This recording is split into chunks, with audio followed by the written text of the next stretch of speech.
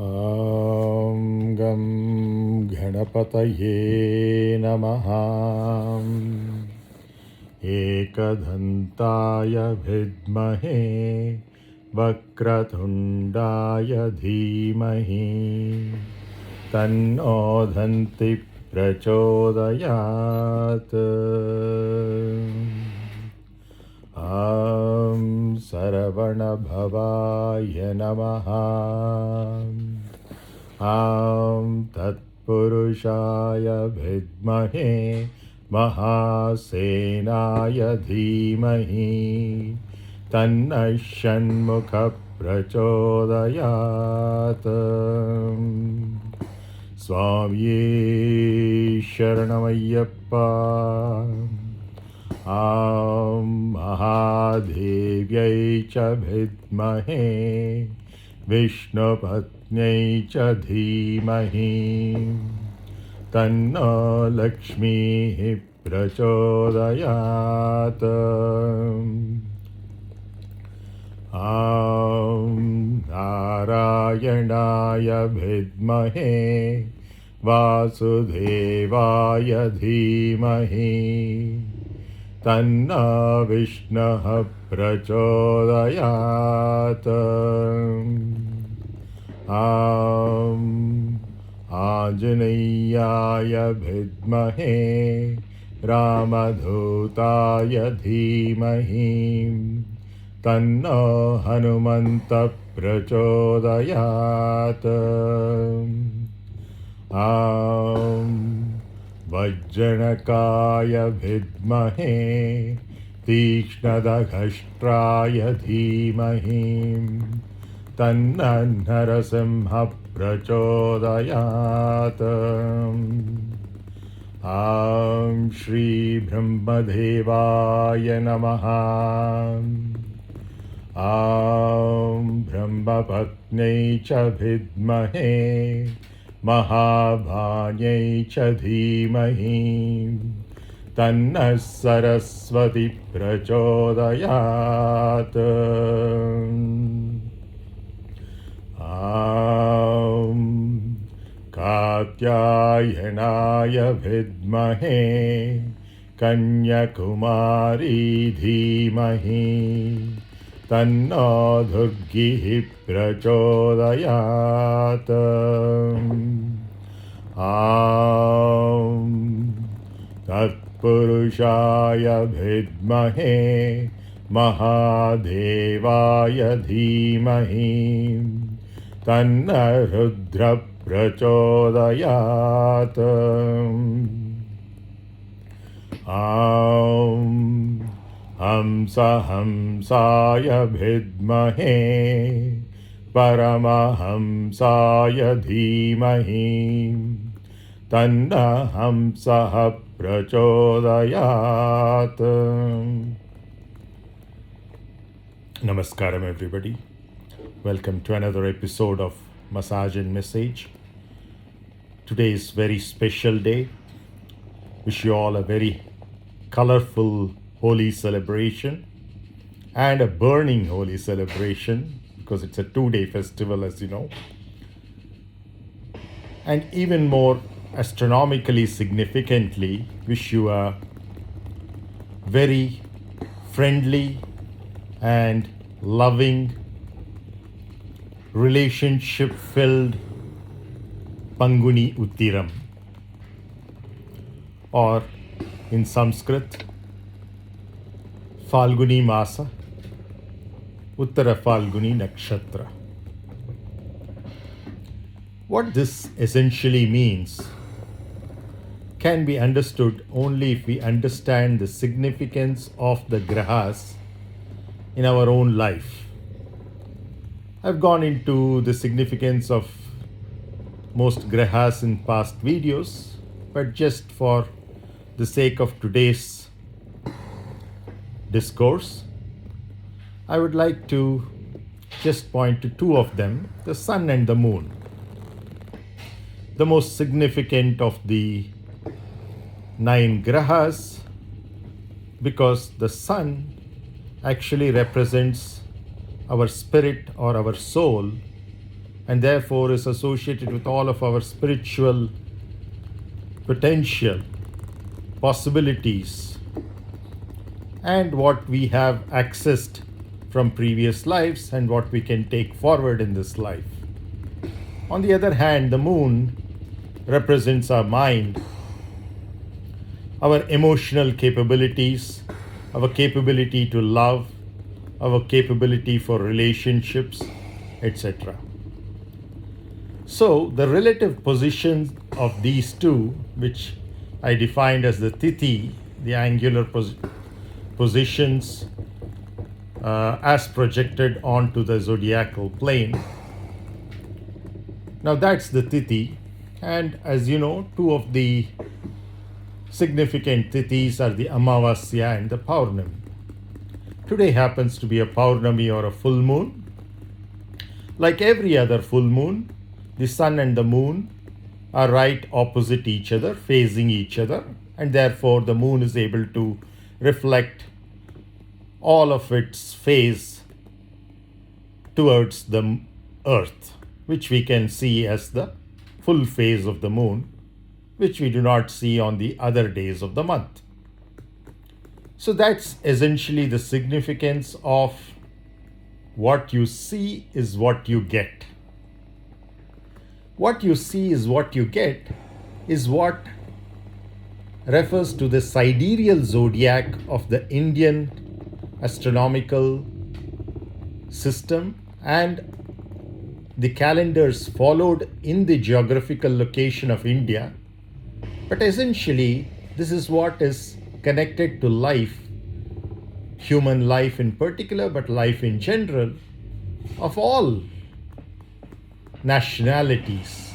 It's not restricted to India, though it originated in India, because it's associated with the sun and the moon as the solar calendar and the lunar calendar. All that the solar calendar does is it has 12 months, which is represented by the sun traversing through the 12 zodiacal signs.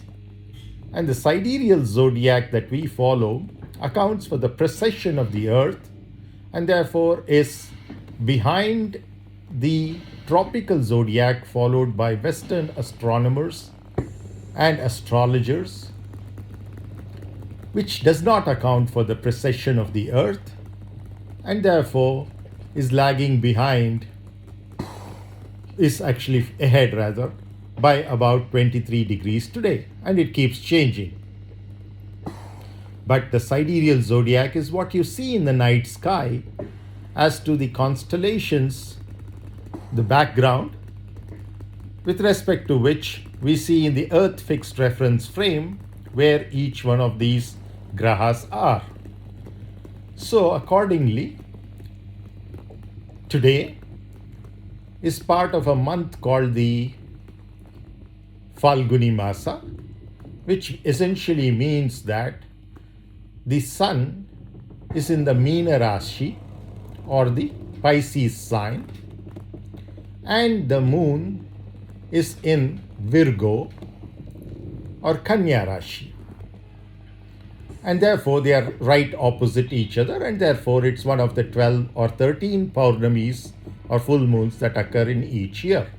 And every full moon being a situation where the sun is directly opposite the moon and therefore the moon is able to reflect the sun entirely, means that the mind is in opposition to the soul and therefore is able to reflect the soul or spiritual energy entirely.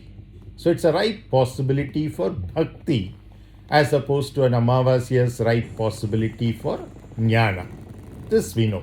So every one of the 12 or 13 full moons, you can peak in your bhakti or devotion, which essentially means being fully involved with whatever tasks we are currently doing. Doesn't mean devotion to some deity somewhere far away location, but essentially to whatever tasks we are doing, be it cooking, gardening, our professions, even eating, sleeping, or taking a bath, brushing our teeth, or just walking or driving, playing with our kids, whatever we might be doing, just talking, giving a discourse like this, or listening to a discourse like you are right now, just doing it with full involvement and total dedication, that's devotion. So you're giving your heart and soul to it. That's essentially devotion. That's essentially what peaks when the moon opposes the sun. That's just 12 or 13 possibilities in a year. We can be devoted throughout the year if we are advanced seekers. But when we are in the early stages of seeking, let's take advantage of this astronomical configuration, which naturally enables devotion to whatever tasks we are doing. So if we want to take up a task which we think we may not be highly devoted to, this is the right opportune time to take it up if it's an important task which is useful not only for you but for the society as well, or to your family, or to your professional circles. Doesn't matter to whomever it matters. If it is going to be of significance, then this is the day when you can easily get devoted to it. So that happens on all Paurnamis. So what is significant about this day when we celebrate the colorful festival or the burning festival of Holi and the loving, friendly relationship festival of Panguni Uttiram? Yes, the significance is that the sun is in the sign of Pisces, which belongs to Jupiter, which is our Guru.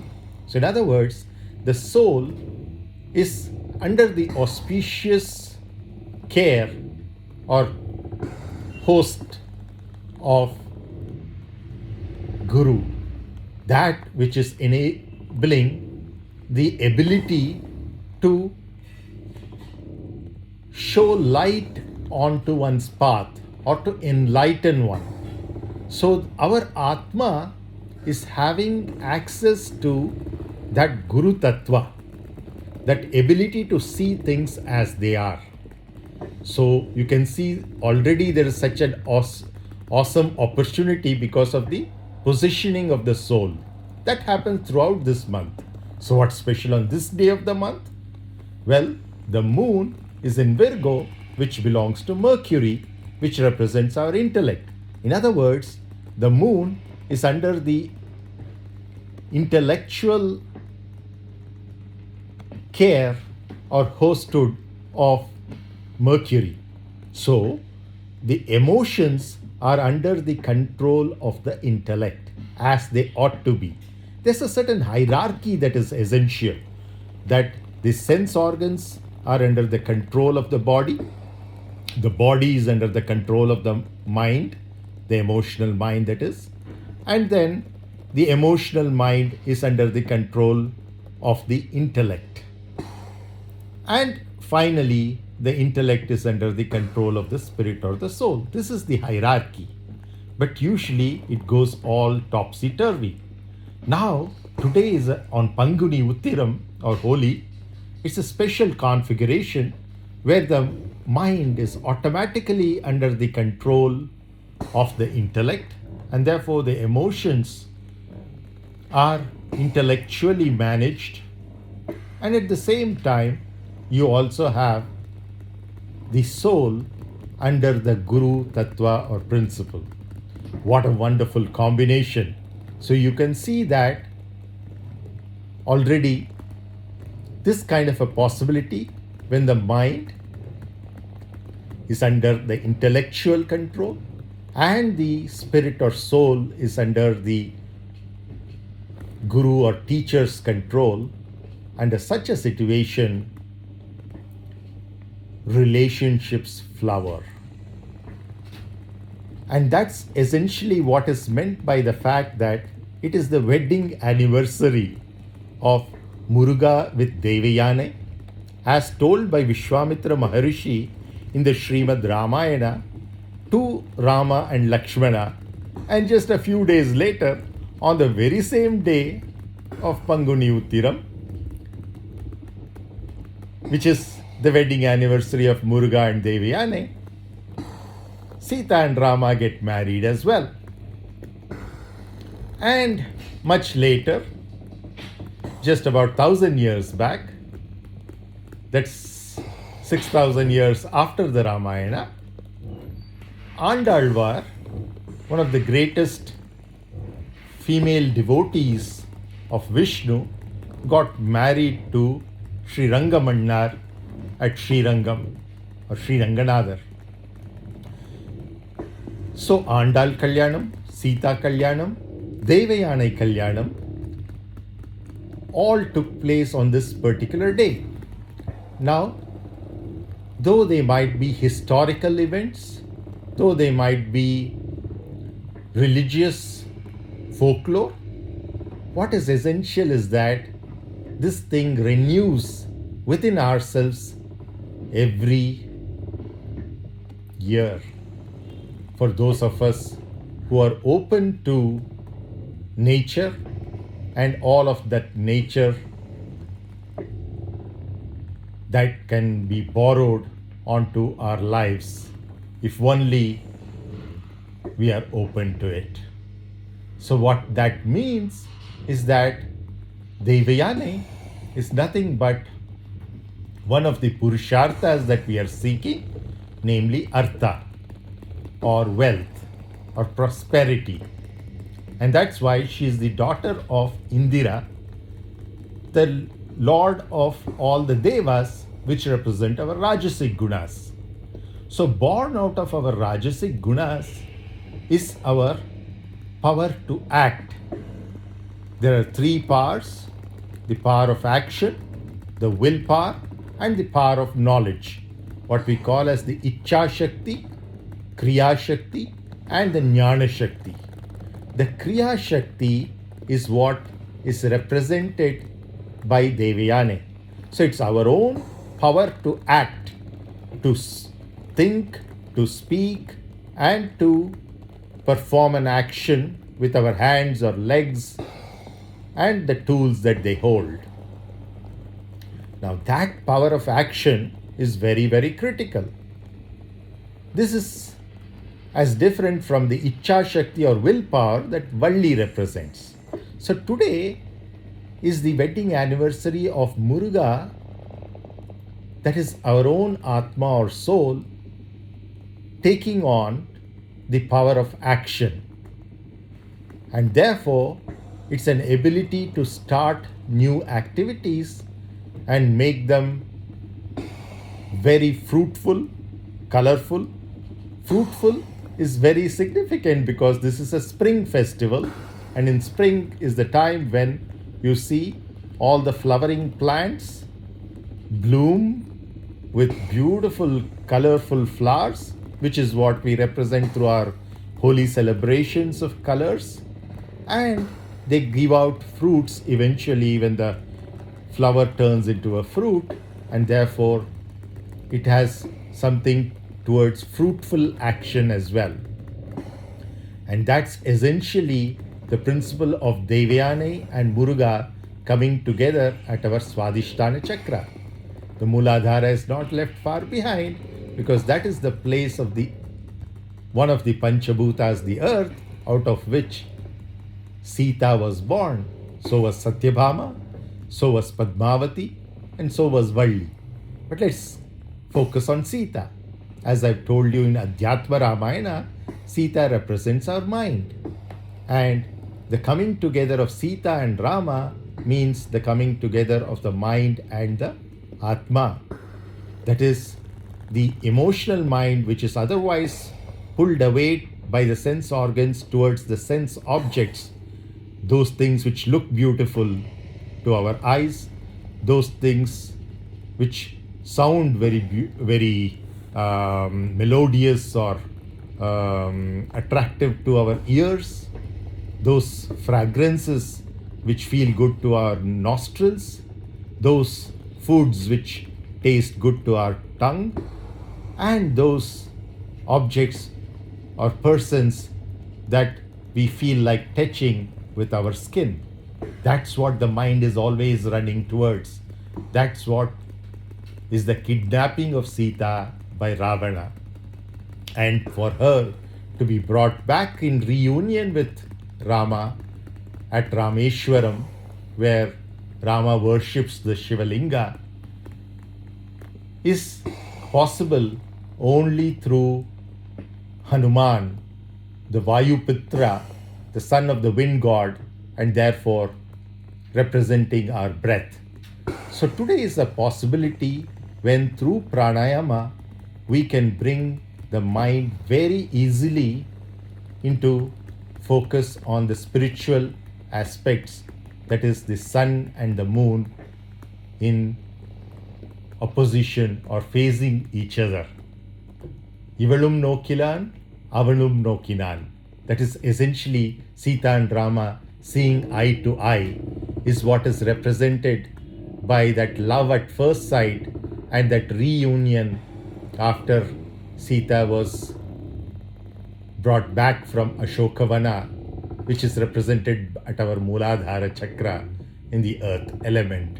So the bringing back of Sita into Rama, the giving of Devyane, which is essentially the power of our action, by our Rajasic gunas back to where it actually belongs, because they were essentially Valli and Devayane were actually daughters of Vishnu who had taken birth on earth plane just to be the spouses of Muruga, which essentially means that to our soul belongs both the power of action, that is Devyane, as well as the power of our will, which is Valli, and finally, of course, the power of our wisdom, which is the veil or the lance, the weapon that Muruga wields to destroy our tamasic gunas, the Asuras.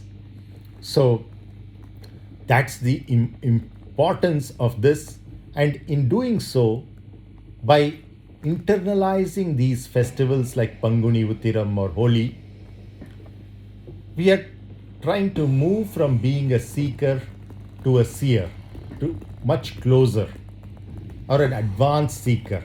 What essentially it means is diluting the K. What does the K first of all mean? In a seeker, if you remove the K, it becomes seer. Seeker. If you remove the K, it just becomes Seer with the triple E probably, but still it's a seer. The essential nature of that K is karma, which is what is holding us away from becoming a rishi or seer, somebody who perceives things as they are, as opposed to a sadhak who's also having a K in his spelling, and that is karma. But that karma can be transformed into kriya. What is the essential difference between karma and kriya? As long as we live, we cannot stay away from action. We have to perform our actions. Whatever is required for our livelihood, whatever is essential for our families, our society, our nation, our globe, all those tasks need to be performed. We can't give up action altogether. We may be able to reduce the number of actions that we perform, but action is always there. Now, if you perform actions in an accidental manner, subconsciously, just by means of habit, because I keep doing this, I'll continue doing that without any focus, then that results in karma. And it's not just about action, even thoughts can result in karma, even the words that we speak can result in karma. So any one of these, speaking, thinking, or doing actions, if done in an unconscious manner, which is accidental in nature, then it causes karma. But exactly same action, exactly same speech, exactly same thought, if carried out in a conscious manner, not by means of habit, but by means of full involvement and devotion, then it becomes what is known as a Kriya. And that doesn't cause karmic bondage, and slowly the K in the seeker gets diluted and the seeker becomes a seer. Now, all of these wonderful opportunities that are there have to be utilized in order to go forward from being a sadhak to becoming a rishi. So let's take full advantage of all of these. The reason why I mentioned quite a few deities in my initial offering before the discourse is because this is a day special not only to Devyane and Muruga at Tiruparanguntram, but also Sita and Rama at Janakapuri and again at Rameshwaram, which is at our Mooladhara Chakra, and also our Anahata Chakra, and also is the birthday of Swami Ayyappa from the Mohini avatar, which again points to our Manipura Chakra. And it's also considered to be a day of Gauri Kalyanam, especially at Kanchipuram Ekambareshwara temple, which is basically Shiva and Parvati getting together in our Ardhanarishwara Surupa. Aum Namak Parvati Pataye Hara Har Mahadev. So, which again encompasses the Agnya Chakra and Sahasrara Chakra as well. And of course, Saraswati and Brahma at the Vishuddhi Chakra. So, in essence, it touches upon all of these 7 chakras, and it's a rare festival which can do this. And why is that possibility so large? Because of the way Holi is celebrated through Holika Dahana, which essentially means the burning up of all of our karmic bondages, and therefore the ability to open up ourselves to the spiritual possibilities. That is, moving from karma to kriya, and from being a sadhak to becoming a rishi. That is essentially a seeker to a seer. So may all of these possibilities flower in you tonight and in the upcoming Panguni Uttirams and holy festivals throughout your life. Of course, when we think of these as parables or stories occurring in the Valmiki Ramayana as told by Vishwamitra Maharishi to Rama and Lakshmana, or as in the Skanda Purana, or in the Brahmanda Purana, or even in the Yajurveda and the Atharvana Veda, where all the 27 nakshatras are mentioned, and in particular the Uttara Falguni as the 12th nakshatra, in the 12th month, which is the Meena month, where the sun is in the Meena Rashi, within a couple of weeks the sun would move to the Aries or Mesha Rasi, and that's a solar New Year day. And similarly, the Paurnami would then occur with the Chitra Nakshatra in the Tula Rashi, and therefore that would be called as the Chittirei month in according to the lunar calendar. And therefore, essentially, another Paurnami, another possibility of bhakti, devotion, being dedicated to whatever tasks we are supposed to do at any given point of time with total involvement. So, that kind of Paurnami has its own powers, its own speciality, and we'll talk about that when we reach Chitra Paurnami. But that essentially is in the lunar month of Chittirai, which is again caused by a Yugadi, which is essentially the lunar new year. So they come very close to each other at this point of time. The lunar new year is, of course, on the day after the Amavasya for those who follow the Amantaka system, and for those who follow the Purnantaka system, it's after the Paurnami. But essentially, these are all astronomical configuration. What you see is what you get because it's a sidereal zodiac. So let's take advantage of this wonderful configuration to be devoted to whatever tasks we are involved in, because it is a special day for Devyane, not only at Thiruparakundram, which means holy, supreme hill. Every hill is essentially showing you a challenge, and every hill is said to be occupied on the top at the peak by our soul, that is Muruga. And Thiruparakundram is a special hill, a special kundram, holy and supreme para, Thiruparakundram, which essentially means that it's a place where our soul has direct access to the power of our own action, which is handed over to it by our own Rajasic gunas. So let's use and utilize our power of action, which is Devyane, at our Swadhisthana Chakra to accomplish whatever needs to be accomplished with total involvement and absolute devotion, so that it's successful and its fruits are available to all that are involved. Thank you very much. Om Namah Parvati Pataye, Hara Hara Mahadev.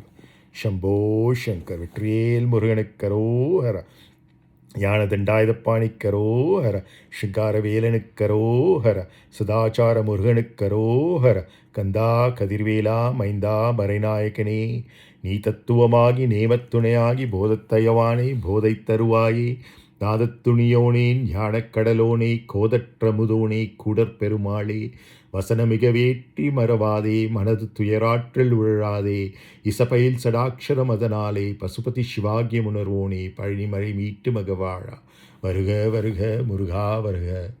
ஏறுமயிலேறி விளையாடு முகமொன்று, ஈஸ்வருடன் ஞானமொழி பேசு முகமொன்று, கூறும் அடியார்கள் வினை தீர்க்க முகமொன்று, குன்றுருவ வேல் வாங்கி நின்ற முகமொன்று, மாறுப்படை சூரனை வதைத்த முகமொன்று, வள்ளியை மனம் புணர வந்த முகமொன்று, ஆறுமுகமான பொருள் நீ அருளல் வேண்டும், ஆதி அருணாச்சலம் அமர்ந்த பெருமாளே, பக்தியால் யானுனை பல காலம் பற்றியே மா திருப்புகழ் பாடி, முத்தனா மாறனை பெருவாழ்வில் முக்தியே சேர்வதற்கருள்வாயே, உத்தமா ஞான குணனையா ஒப்பிலா மாமணிகிரிவாசா, வித்தகா ஞான சத்தி நிப்பாதா, வெற்றிவேலாயுதப் பெருமாளே. துதிப்போர்க்கு வல்வினை போம் துன்பம் போம், நெஞ்சில் பதிப்போர்க்கு செல்வம் பலித்து கதி தோங்கும், நிஷ்டையும் கைகூடும், நிமலரருள் கந்த ஷஷ்டி கவசந்தனை, அமரரிடம் தீர அமரம் புரிந்த குமரனடி நெஞ்சே குறி, ஷஷ்டியை நோக்க சரவண பவனார் சிஷ்டருக்குதவும் செங்கதிர்வேலோன், பாதமிரண்டில் பொன்மணி சதங்கை, கீதம் பாட கிண்கிணியாட, மைய நடனம் செய்யும் மயில்வாகனனார், வருக வருக முருகா வருக. Experience Sita, Devyane, Mohini and Andalvar at the Mooladhara, Swadhisthana, Manipura and Anahata on the left side of your body, which is essentially the Ida Nadi, which is the feminine portion or the power of our action, as opposed to the left, which is the willpower, which is that of Valli and other aspects at each one of the chakras. So may you easily access the powers of the Ida or the Chandranadi the whole of tonight, as well as every forthcoming every forthcoming Panguni Uttiram or Holi. Thank you. Namaskaram.